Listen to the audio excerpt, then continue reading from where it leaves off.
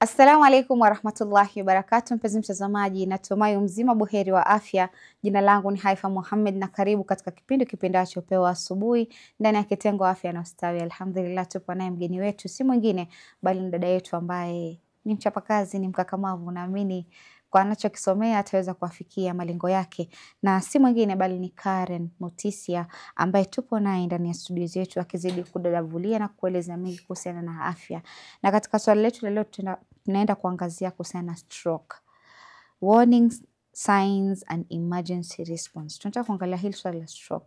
Hatujui, labda uenda hujui stroke ni nini, ama umelisikia sana lakini hujui signs zake huwa ni zipi.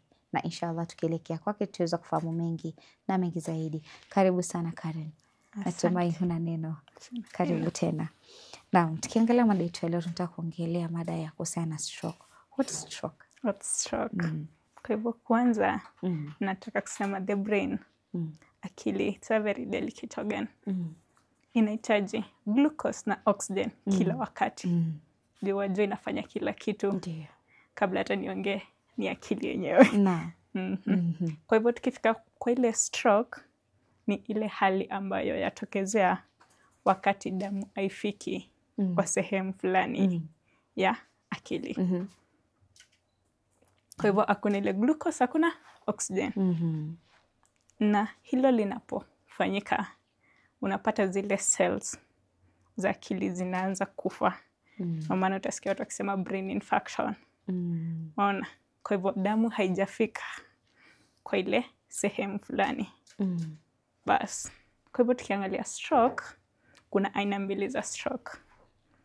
Kuna ischemic stroke na kuna hemorrhagic stroke.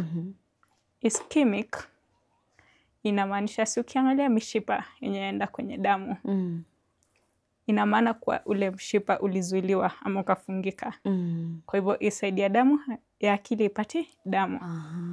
Alafu hemorrhagic inamaanisha ule mshipa umepasuka. Kwa hivyo hamna damu kwa the other part of the mshipa juu ingine imepasuka. Hivyo ndio stroke ina come about. So inamaanisha tuseme labda damu haipiti upano. Maisha damu katika system yetu inasaidia viungo vimove and so on. Damu inabeba oxygen na glucose. Kila seli ya mwili yahitaji oxygen na glucose. Kwa hivyo ukiangalia damu, most of it goes to the brain. Kuna zile vital organs, akili, moyo yenyewe, kidneys. Kwa hivyo kuna ile damu yaenda kwenye akili. Wakati ambapo ile damu haijafikia sehemu iko hata ndogo hivi Ndiyo. ya ile akili, Ndiyo. utapatwa na stroke. Maana zile cells zinaanza kufa. Zinakufa in seconds to minutes. Like it's very fast. Waona. Alafu ukiangalia akili vile na ambavyo iko organized, utapata kuna hii side ya mbele motor area, kuna ile sensation area, kuna ile ya kuona, kusikia, ile ya balance. So inamaanisha je, ni wapi damu haijafikia.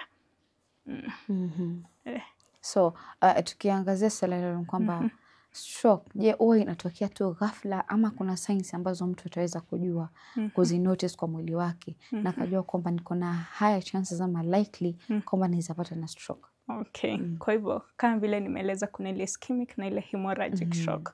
Kwa hivyo tukiangalia ischemic stroke, nini inafanya ifanyike? Si tumesema ni ile mshipa kufungika. Swali ni nini kinafunga ule mshipa? Ndio maana tunakuja kwa hizi risk factors, ni yupi yako kwenye hatari ya kupata hizo stroke. Kwa hivyo one of the causes, kuna zile tunaita emboli. Emboli ni kama kuna inaweza toka kwenye moyo ama cardiac emboli. Wakati damu kuwa pushed kwenda huko yaenda na it's more of a part, like ushaona nika a plaque, like it's a clot. Tunaonanga ile clot inaformiwa. Ndiyo. Wakati inapushiwa ikifika kwa ile mshipa ina block ile system. Kwa hivyo one of the risk factors, kuna the modifiable ones na zile hatuna uwezo. Kuna vitu kama vile shinikizo la damu. Waona. ukiwa na high blood pressure una increase chances za ile mshipa kuweza kuharibika. Nikiharibika inatengeneza hizo plaques. Kwa hivyo damu yaweza pita ikagonga ile plaque ikafunguka ikaenda kuziba ule mshipa. Kuna ya pili ni kisukari. Obesity, mafuta mengi. Mafuta mengi yanafanya, si tumesikia atherosclerosis, ile yenye mshipa wenyewe wa harden na unaform hizo plaques. Kwa hivyo waweza harden ile plaque ikatoka pale ikaenda kuzuia. Vile vile yaweza kuwa shida ya moyo. Labda hata uko na ile prosthetic valve ama umepata infection yoyote ya moyo. Kwa hivyo ile embola itatoka pale iende ikafungia ule mshipa. Vile vile kuna zile non-modifiable, hatuwezi fanya chochote kuzihusu. Hizo ni vitu kama age, kuzeeka. Ndio. The more you're aging, the more your arteries are hardening, yaongezeka. Vitu kama zile age, sex, wanaume wako higher probability ya kupata stroke kuliko wanawake. Why is that? It's just genes. Vile vitu ka race, waweza pata black people tuko highly predisposed, tuko kwenye hatari kuliko watu white people kupata zile stroke. Kwa hivyo hizo hatuna uwezo kabisa. Lakini vitu kama huna uwezo wa control because it's something ambayo iko. Okay. I cannot do anything about being a black person. Lakini vitu kama zile kuvuta sigara, kufanya nini, hizo ni vitu tuna uwezo kuzihusu. Aya, tukienda kwa hemorrhagic, sana sana inasababishwa na high blood pressure. Nafanya ile mshipa ukapasuka. Kwa hivyo tunafanya nini? Mimi najua nina shinikizo la juu la damu, nafanya nini kuihusu? Am I controlling my blood pressure? Ya pili yaweza tokezea from trauma. Hiyo nayo labda ukapata ajali nini. So the many causes ambazo za stroke. Maybe ndio utakuta mtu anapata na labda mshtuko wa kitu, ama labda kuna kitu kimemshtua anapata na stroke hapo. Does that happen? Kama let's say kitu kimekushtua, maybe hata kama kwa family kitu kimetokea and you didn't expect, and then high chances ukashikwa na stroke. Mostly wapata watu kawa wako na ile underlying condition. Wana zile shida kama blood pressure ama obesity. Kuna ile kitu already ilikuwa underlying. Ndo stroke ikafanyika. Na je, kwa mwili physically je, kuna kuga na dalili ambazo nini zinaweza fanya ukajua kwamba mimi naweza pata na stroke ama stroke inaweza nikuta? Okay, mostly ndo tuone huyu mtu ana stroke na zile tunazita warning signs. Ukizipata wajua stroke nafaa nifike hospitali juu. We need lazima ufike hospitali kwa haraka. Ndio. Moja kati ya hizo kuna the acronym inaitwa Be Fast, ama kuna ile fast na Be Fast. B ni ya balance. Wapata mtu aizitembea unaona tu ile kutembea tu hivi kawaida ya mlemea. Ya pili E ni the eyesight, ana matatizo ya kuona, labda jicho moja limeacha kuona ama yote mawili hayaoni. Ile F ni facial drooping, ama kulegea uso. Wapata side moja ya uso imelegea. Mtu hawezi hata katabasamu. And then kuna ile maumivu makali ya kichwa asiyokuwa na sababu, umeketi and then unapata tu hiyo headache inakuja tu yenyewe. Pia inaweza kuwa ni sign ya stroke.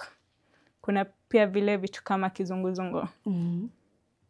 Ama kuanguka tu kwa ghafla kama venye umesema. Mtu aanguka kwa ghafla.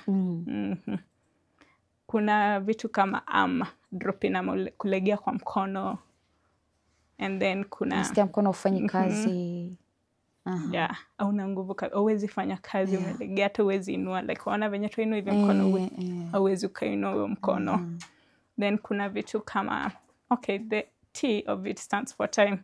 Time inamaanisha it's an emergency, ni jambo ya dharura. Ukiona mtu ameanza kuwa labda mlikuwa mpiga naye story tena aongei, piga simu. Unaona? So hiyo ndo the T stands for the time. Okay. It's very fast. Na tukiangalia swali lingine ni kwamba tuseme uko nyumbani and then labda ikatokea tu ghafla stroke imetokea. Is there first aid ya huyo mtu, or is just about the call? or kitambo hiyo gari ifike, what should the person ambaye anaangalia mtu mwenye kuna stroke anafaa kufanya nini? Mostly the only first aid waweza pia mtu akipata na stroke ni ile umesikia ABC airway breathing na circulation. Uangalia je huyu mtu hewa bado yaingia, bado yapumua. Alafu mzunguko wa damu bado, ndio maana wasikianga mtu wanatafuta ile pulse hapa. Pulse inakuwa kwa mikono yote ama ni mkono? Zote waweza angalia hapa, waweza angalia, lakini kwa watu ukishika hapa utaifeel, utasikia hiyo pulse. So the best unaweza fanya ni hiyo airway breathing circulation. Juu kufika the rest of the management, lazima kwanza daktari atafanya ile CT scan. Ujue is it an ischemic ama is it an hemorrhagic shock. Juu zote management yake ni different. Kwa hivyo dharura tu ni umfikisha hospitali haraka. Which umesema ni kwamba angalia kama ule mtu ana breathe. Yeah. Because utakuta maybe let's say kama ni mashinani. And it happens hospitali ziko maili 20 nini mbali. Kitambo hiyo ambulance ifike, labda ukote na ambulance moja. Hiyo labda imetoka kuenda kuchukua patient mwingine, na huyo patient mwingine mpaka afikishwe hospitali. Tena hiyo ikuje imchukue huyo patient. Huyo patient ikifika huko sitakuja bana ameenda. Ndio maana unapatanga place ka hizo, watu wengi wenye wanapata na shock inakuangesha afike ile irreversible. Wengi wanaenda wezi tembea, wezi fanya juu ya ule muda ulichukua. Juu unajua ukipata na shock, when you are managing, chenye tunajaribu kufanya ni kuprotect na kurudisha zile cells zenye zaendelea kufa. So kuna ule wakati ukipita labda after 3 hours actually 4 to 4 hours wapata it's an irreversible damage. Kwa hivyo chenye tunafanya ni kumanage. Alafu kupass damu ifike kwa the other parts. Ndio maana utapata watu wengi wa mashinani wenye stroke wengi waenda kuaga. Kweli. Tukiangalia swali lingine ni kwamba in what ways quick emergency response improves the chances of recovery after stroke? Vile umesema like mtu anafaa kupelekwa mbio. So higher chances ni zipi huu mtu itampea ile response watu wakuwa na ile responsive ameresponda haraka? Chances zipi zitakuwa huu mtu kurecover haraka? Okay, so vile nimesema ukimfikisha haraka after ile CT scan imefanya tumejua is it an ischemic hemorrhagic. Alafu tuanza kumanage. Waweza pata nikaa tuna unaona the other part like see tulikuwa tumefunga hapa. So hizi parts zingine tukafungua ule mshipa. Tuka dissolve ile clot. Damu inaendelea kufika kwa hizo parts. Zinaanza kufanya kazi. Lakini tukichukua muda, sikwambia in seconds, minutes ikiendelea, wapata hata nifungue ile mshipa, hiyo part already ishakufa. There is nothing I can do. So which means like ni part ambayo inafaa kuwa kama ni kurespond, mtu arespond haraka nayo. Not ile uchukue muda mwingi. Chukua tu muda mwingi basi ushaharibu. So unabaki ule mtu abakia na ule ulema maisha yake. Utabakia na ule ulemavu. Mungu atusaidie. And another thing ni kwamba before tuende kwa break, what are the common risk factors that increase the likelihood of stroke? Vile nilisema kwanza ni shinikizo la damu, high blood pressure.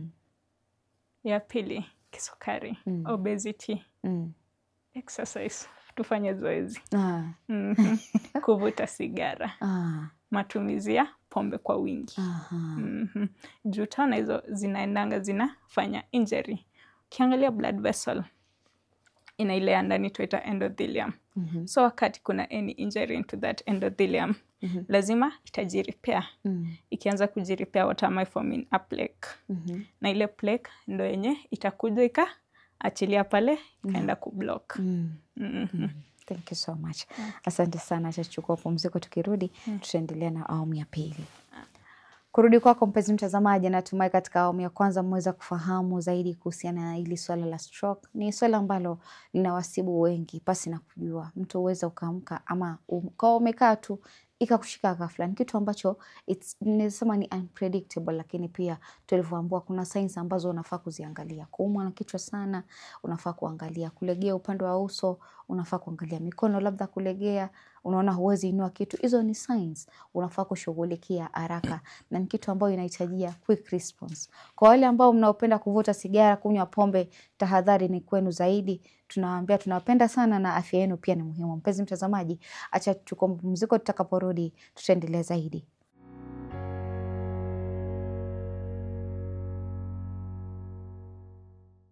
Assalamu alaikum warahmatullahi wabarakatuh. Mpenzi mtazamaji, karibu tena katika awamu ya pili ya kipindi kipendacho Pewa Asubuhi ndani ya kitengo Afya na Ustawi, tukiwa naye dada yetu, si mwingine ni daktari wetu ambaye naamini siku akigraduate tutaenda kutafuta kwa hospitalini, lakini pia anapatikana.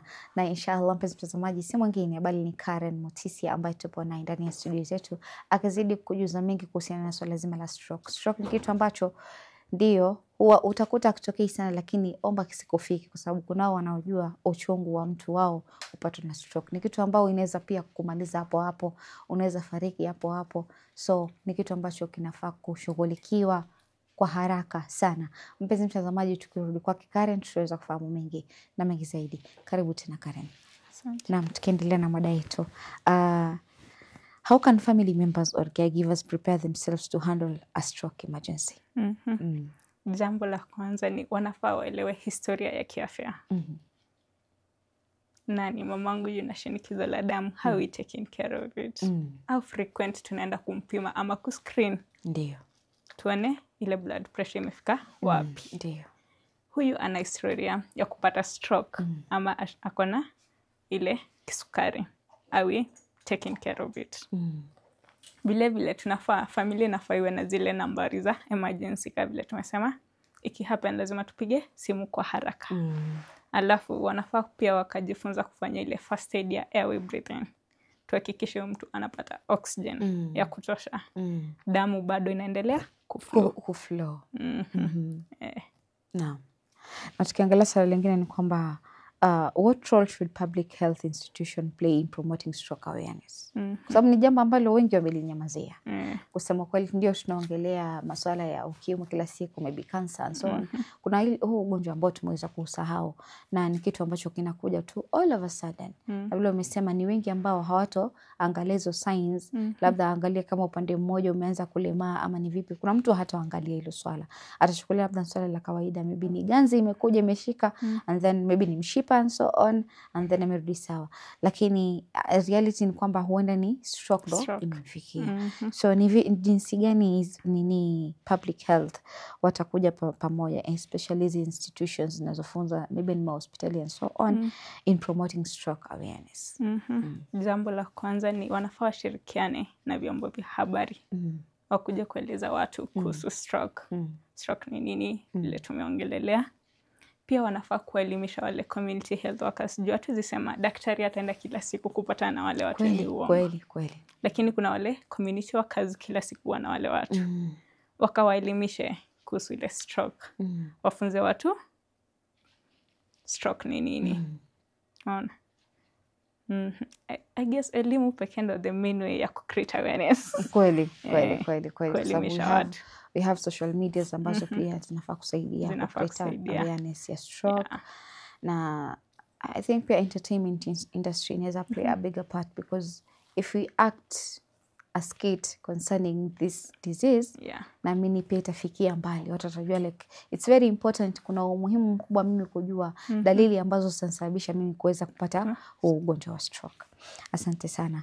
And tukiangalia swali lingine ni kwamba our lifestyle change, tunaweza fanya vipi ili tuka reduce risk ya kupata stroke? Sisi tunafaa kufanya. Ya kwanza wamesema we should exercise. Sio kama kuna zingine. Health diet. To reduce ile obesity. Unajua ukiwa na ile cholesterol yako ikiwa juu, yaongeza ile hatari ya kupata stroke. Ndio. Kwa hivyo tukafanye exercise. Tule chakula bora. Vile vile kuna ile kuacha kuvuta sigara, kupunguza ile pombe tunakunywa, kumanage zile magonjwa tunazo kama vile blood pressure, diabetes. Just manage, go for screening. Jua after how long blood pressure yangu imefika wapi. Jua actually ukiangalia sana kwenye wale watu waenda clinic, wanakuanga na kale ka kitabu wamepewa. Ndio. wanaambiwa kila asubuhi ukiamka pima sukari yako. Ukiona imefika sijui 10 nini, rudi hospitali. Kuna wale pia utakuta wako na kits zao nyumbani. Kuna mtu ako na ile yake ya kupima blood pressure. Kuna mtu ako na yake ya kupima sukari. Anaangalia sukari yangu imefika juu. Alafu anarudi hospitali kwenda kupewa advice hapa na pale. Na tukiangalia swali lingine ni kwamba why is it sometimes difficult to differentiate between stroke and other medical conditions? Hii ni kwa sababu stroke inaweza mimic other medical conditions. Waona kitu kama kupoteza fahamu. Najua hiyo ni one instance. Lakini pia wakati glucose yangu iko chini, hypoglycemia, mara mingi watu wameambiwa dementia yangu kaja hypoglycemia, ile kupoteza fahamu. So waamka wasema ni kutokula. Kumbe ni ile stroke. Waona vile vile ina mimic other, unaweza kuwa pia inaweza kuwa ni ugonjwa ingine wewe wadhani hii ni ugonjwa tu ingine. Kama vile umesema kuumwa na kichwa. Mtu ana take it lightly. Yeah, unaumwa na kichwa nasema acha nifike pale wakanipe Panadol. Kumbe hujui labda ni unaua ni ugonjwa ingine iko hapo ndani. Not knowing. Ndio utakuta labda kuna mwingine maskini kichwa hakiponi na hajui ni kwa nini. Na wengi wao hawaelewi hadi stroke ni nini. Kwa hivyo hawezi sema labda nina stroke. Na vile vile waweza pata watu wenye wako na stroke wanakuanga wamechanganyikiwa. Ama vile tulisema wako na ile tatizo ya kujieleza. Wako na ile matatizo ya usemi. Kwa hivyo sitakuja niweze kukuelezea mimi nahisi vipi. Juu siwezi ama nimechanganyikiwa tu. Sijielewi mimi mwenyewe. Kwa hivyo wapata tena hawatajua ni stroke au si stroke. Ama karukwa na kichwa nini, kwa nini huwezi jieleza? Kweli. So symptoms zake zinafanana tu na hizo ugonjwa za kawaida. So ni muhimu sana kwenda hospitali, kwenda kupima. La sivyo utajikuta unatengeza ugonjwa ambao sio. Asante sana. Na tukiangalia swali lingine ni kwamba we've talked about your stroke na sign and how we can control it. Je, treatment yake huwa inaenda vipi? Treatment yake. Si vile it's a big thing, but then unaweza tuelezea maybe treatment yake huwa inaenda vipi, and maybe tushaongelea kuhusiana the way eating well and so on. Inaenda vipi treatment yake? Sasa baada ya kupata ile stroke hospitali nisema lazima watakufanyia ile CT scan. Kwa hivyo atajua is it ischemic. Iwapo ni ischemic, kuna hizi dawa zinatumika kudissolve ile clot ama antiplatelet. Utapata kwanza watu wengi wenye washaikuwa na hizo warning symptoms wanakunywa tunaita junior aspirin kila siku. Ndo wasije wakapata ile stroke. Chenye afanya inatoa hizo clot, inafanya inakuwa damu. Ina thin kabisa. Ona. Alafu sasa those are the one of it, the management of ischemic, the medical. After that kuna ile ya occupational therapy. Lazima nitakupeleka physiotherapy. Lazima nitakupeleka occupational. Juu ile mkono wako umelegea hauwezi jisaidia kufanya mambo. Nitarudi kukufunza. Nitakupeleka ile speech therapy. Dokta wengine wanafanywa massage and so on. Pia vile vile lazima nitakupeleka counseling. Juu lazima imekuwa affect mentally. Ulikuwa umejitegemea hivi sasa na kutegemea unifanyie kila kitu.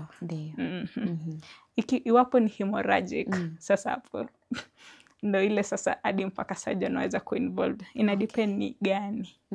What artery is it yenye imepasuka. And what is it tunaweza fanya. Tunaweza shikanisha ile artery ama tutafanya nini. Bas. Na ikitokea kwamba hiyo artery haiwezi kushikanishwa. Sasa hapo ina maana kwamba nini tutaweza fanya. Iwapo ulikuwa on any antiplatelet drugs, kazi yenye tumesema zinatumika kwa hizi ischemic one, we will have to stop those meds. And then after that lazima sasa tutamanage ile ulemavu imetokana na hiyo. Lakini sana sana yes, kuna tu way they do it. So no, we usually have that anticipation. We are saying in case this happens. Kwa sababu kuna mtu atakwambia it can't happen. Hiyo haiwezi tokea bwana. Kuna vile tu watani lakini in case that happens, mtu anafanya nini? That is usually the question ambao watu, kwa sababu yes umempea mtu solution. But then kuna lile if and buts. Unaangalia okay. But hii kama ikufanyika, hii kitu kingine itakuwaje? Which ina raise a question to the society. Na vile vile unaona kitu kama hemorrhagic, si kuna hiyo damu inakusanyika, itatengeneza hiyo kitu inaitwa hematoma. Na ukiangalia the cranial cavity ama tu kichwa inakuanga a fixed box, like volume ya akili yatoshana hivi, ya damu yatoshana hivi, na hiyo ya CSF yatoshana hivi. Iwapo kuna moja yaongezeka, lazima ile ingine itashrink. Juu haiwezi expand. Ndio wapata pale kuna tuita herniation. Wapata juu kuna ile bleeding imeokaa, hiyo hematoma ikatengeneza ina push. Ama pia nini yenyewe yaweza fura, especially traumatic. Wapata hiyo cerebral edema. Kwa hivyo itapush ile akili kwenda na chini. Na wakati inafanyika ndo unapata mtu aacha kupumua, anapata hiyo apnea, ataweza kufa. Kwa hivyo ukifika pale hospitali lazima tutamanage cerebral edema yako. Tuhakikisha kwanza damu bado itaendelea kuflow vizuri. Hiyo cerebral iko kwa akili au iko tu? Sasa like cerebral edema nika cerebral ni akili tu yenyewe, ni cells za ubongo zenyewe. Edema ni ile nika kufura, like swelling, kuvimba. Na nini itasababisha ile kuvimba? Unaona sasa haifiki vizuri, maji imeongezeka. Ndio. Daktari ndo ambao kuna maji mengi mahali fulani. Naambia terms zingine inabidi tuseme tuelezewe vizuri, kwa sababu terms za madaktari pia wanashangaa, wataanza kumwelezea aje mtu hii kitu fulani inafaa kuwa hivi ama hii inatumika hivi na hivi. Asante sana. Kwa hivyo sana ukifika hospitali, kitu ya kwanza ni ile first aid tunakupa. Unapumua, kama upumui tunakuweka ile oxygen intubation. Then tunaangalia zile vitals zako, pulse rate yako, oxygen saturation, nini. Alafu baadaye tutafika sasa hizi medical management, sasa hizo dawa, ama utaenda ufanyiwe hiyo upasuaji. Bas, ndo sasa mwisho wetu kamalizia na hizo za therapy, physiotherapy, occupation. Asante sana. Na tukiangalia swala lingine ni kwamba what challenges exist in rural or low resources area when responding to stroke emergencies? Na vile tulisema, la kwanza ni wengi actually hadi hawalewi. Na iwapo hadi wataona umeanguka ama umelegea, lazima tukufikisha hospitali. Nini itamfikisha yule mgonjwa hospitali? Wengi watampepea, huyu ameanguka, amefaint, tumpepea. Ama akiamka waone azungumzi wako, lazima tumpeleke hospitali. But sasa the means of transport to get there. Na utapata wengi it's far, close to 200-300 kilometers. Mbali sana. Ndo wapate mahali kuna mhudumu. Juu akimtoa pale tusema wampeleke kwa ile dispensary iko karibu. Mimi ukinipata pale kasi na seti sina nini, nita refer bado nimpeleke hospitali nyingine. Na wengi wakifika hapo wapatanga muda wakati mwingi ushapita. Kwa hivyo hatuwezi reverse ile brain death ama ile kifo ishafanyika kwa zile cells. Kweli. And swala lingine tukimalizia ni kwamba how does emotional or psychological recovery after a stroke compare to physical recovery? Unaona vitu kama hizo hisia, huzuni, hatuzioni physical. Ni lea, jana ungeweza kutembea, leo unajaribu kutembea. Jana ungeniambia jinako, leo waweza niambia waitwa nani. Lakini vitu kama hizo watu wengi waendanga kwa na ile huzuni, depression. Juu kuna ile ulemavu inakuja na stroke. Kwa hivyo ina take along, watu wengi kwanza wana hizo hasira, wako na hizo mabadiliko za hisia. Vile vile kuna ile kupoteza kumbukumbu, like siwezi explain, kwa hivyo inanipunguzia ile ujasiri nilikuwa nayo. Tunapatana hata siwezi kuambia wewe ni nani, ama tulikuwa tunafanya, nimesahau, sikupenda kwangu. Kwa hivyo wapata mtu endelea kudhoofika in terms of mental health. Ndio maana nasema lazima akafanyiwe ile counseling, lazima umpeleke psychological therapy. Which is very important. Very important. Na tukiangalia wengi maskini hasa wanapokuwa na stroke inakuwa ngumu sana. Unamuonea huruma. Unamuonea, na wengi wao bado utapata alipata stroke, kwa hivyo anaweza pata stroke nyingine. Ako hapo kwa state ya stroke na bado anaweza pata stroke nyingine hapo. Huyo sitakuwa jamani anakufa kabisa. Kwa sababu stroke ndani ya stroke. Like ulipata stroke ya kwanza, si ndio? Labda ukapata ulemavu wa mkono, au huwezi fanya kitu yoyote, kuna ile waanza kutegemea mtu. Baada ya muda kadhaa, wapata ile stroke ya pili. Wapata sasa hadi umelema kabisa, hadi miguu huwezi kutembea, huwezi fanya nini. Unaona mtu kama huyo lazima atapata ile huzuni kwa wingi. Lazima atakuwa depressed. Asante sana. Shukran sana. Sijui ni la mwisho nilipi ambalo ungependa kumwambia mpenzi mtazamaji kuhusiana na swala hili. Kwa kumalizia, ningependa kusema tule vizuri, tufanye exercise. Hizi vitu ambazo sisi wenyewe we can control the modifiable ones. Ndio. Tuzitelekeze ndo tusiweze fika huku kwenye stroke.